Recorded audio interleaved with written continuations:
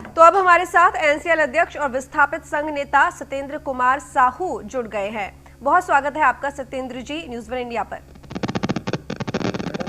जी सत्येंद्र जी, मैं आपसे पूछना चाहूंगी, जिस तरीके से मडौली से उजाड़े जा रहे हैं विस्थापित, तो उनके लिए पुनर्वास योजना होनी चाहिए और बीते समय में जिन्हें हटाया उन्हें आज तक पुनर्वास योजना का लाभ नहीं मिला, आखिर क्यों? मैडम जी, यहाँ पे क्या है ना, पूरा कोल माइंस है, आदिवासी क्षेत्र है, पढ़े लिखे लोग यहाँ पे बहुत कम लोग हैं जी। और यहाँ पे जो है कि कोई अधिकारी सुनने को तैयार नहीं है।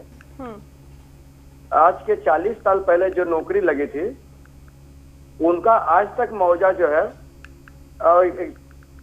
है कि प्लाट वगैरह अभी तक नहीं भी मिला है। और इसके बाद में जो है कि 2002 में जो जमीन अधिग्रहित हुए हैं, आज 20 साल हो गया, अभी तक उन लोगों का मुआवजा नहीं दिया गया, जमीन वैसे ही काटा जा रहा है। और उनसे बोला गया भाई हम लोग का मुआवजा दिया जाए, तो वो लोग बोले कि आपका जमीन नहीं है। 5 साल बाद 2005 में और बोले आपकी जमीन नहीं है, ये जंगल की जमीन है। हमने जंगल विभाग के पास दौड़ना चालू किया और जो है 2 साल दौड़े। 2 साल के बाद जो है वो लोग जंगल विभाग वाले हमको लिखित दे दे कि आपकी जमीन है जी। इसलिए कि 1949 का हम लोग का पट्टा है। जंगल विभाग बंदोबस्त आया था 1973 में, तो उन्होंने लिखित दे दिया कि आपकी जमीन है। तो उस लिखित को लेके एनसीएल के पास हम गए, तो वो लोग बोले कि आप कोर्ट चले जाइए, ऐसे नहीं मुआवजा देंगे।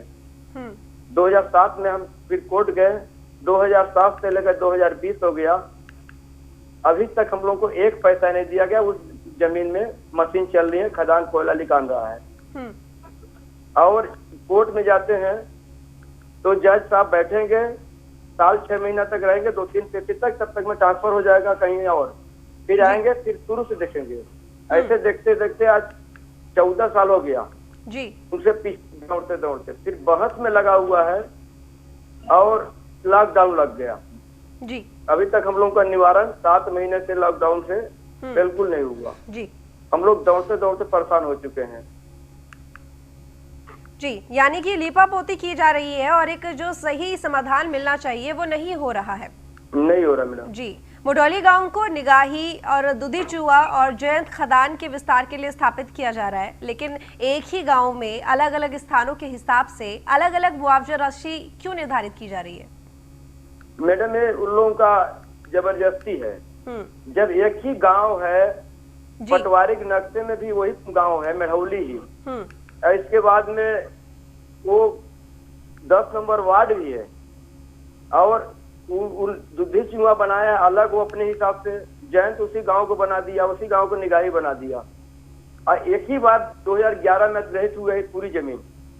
गाइडलाइन कलेक्टर का भी एक ही है मैडम, लेकिन इन लोगों का रेट में इतना अंतर है कि 5.5 जिसमें जमीन का 46,000 दुधीचुआ दे रहा है, जयंत उसी जमीन का 10 लाख रुपए दे रहा है जी। और इस तरह से चल रहा है यहाँ पे मनमानी तरीके से। इसके संबंध में कहीं भी हम लोग दौड़े, कई बार हड़ताल किए हैं, कोई सुनवाई नहीं है। हम लोग दौड़ते दौड़ते गांव के लोग बेहाल हो चुके हैं, क्योंकि आदिवासी क्षेत्र है, यहाँ पढ़े लिखे लोग ज्यादा नहीं है जी। इस तरह से यहाँ पे हो रहा है, तो गांव के लोग परेशान हो चुके हैं, बेहाल हैं जी। कहाँ कहाँ दौड़ चुके हैं, कोई सुनता नहीं है। प्रबंधक के पास कई बार मीटिंग हुआ, आश्वासन मिलेगा थोड़ा बहुत, इसके बाद कोई सुनवाई नहीं है। अगले बार को बुलाना ही बंद कर देंगे। जब पब्लिक लेकर हम लोग इधर उधर दौड़ेंगे चारों तरफ, तो थोड़ा सा बुला लेंगे, फिर किनारे कर देंगे। ठीक, तो 2011 में आपसे पूछना चाहूंगी, 2011 में जिस तरीके से ये गांव स्थापित किया गया था और उसके बाद जो इतना जो होना चाहिए था वो अभी तक नहीं हुआ, जैसे कि आपने बताया, तो 2011 में ग्राम को विस्थापित के लिए लिया गया और 2008 का इनका रिकॉर्ड मांगा जा रहा था, लेकिन जब नापा गया तो 2013 में नापी हुई। ऐसे में 18 वर्ष से जो ऊपर के बालिक हैं, सभी लोगों को विस्थापन नीति का लाभ मिलना चाहिए। फिर मिलना तो चाहिए, लेकिन दे कहाँ रहे हैं मैडम? हम लोग तो कुछ भी कर ले रहे हैं, ये तो बहुत ज्यादा दिक्कत में डाल दिए हैं। जो 2013 में नापी हुआ मकान उन लोगों का मुआवजा 2020 तक में पेड नहीं किए हैं। अब पुनः जो है कि उसको सत्यापन करके ब्लास्टिंग कर रहे हैं 50 मीटर पे। जब ब्लास्टिंग करने लगते हैं तो हम लोगों को बाहर घर से निकाल लेते हैं, तब ब्लास्टिंग होता है। अब बताइए उस स्थिति में मकान बचेगा कि गिर जाएगा? अगर थोड़ा बहुत डैमेज हो गया है तो उसका पैसा काट के, जहां पहले बार उसको बनाया गया था 30 लाख रुपए, तभी 5 लाख रुपए, 2 लाख रुपए, किसी का 0 इस तरह से मुआवजा बना हुआ है। मैडम कैसे उठाएं बताइए आप लोग। बिल्कुल। तो फिर ऐसे में जैसे एनसीएल की खदानों के जो विस्तार के लिए करीब 10,000 परिवार ऐसे हैं जो प्रभावित हो रहे हैं, उनके लाभ के लिए क्या नीति अपनाई जा रही है? जो परिवार प्रभावित हो रहे हैं के लिए कोई नीति नहीं है, उनको पुनर्वास का कोई ध्यान नहीं है। 40 साल से नहीं दे रहे, तभी क्या देंगे वो?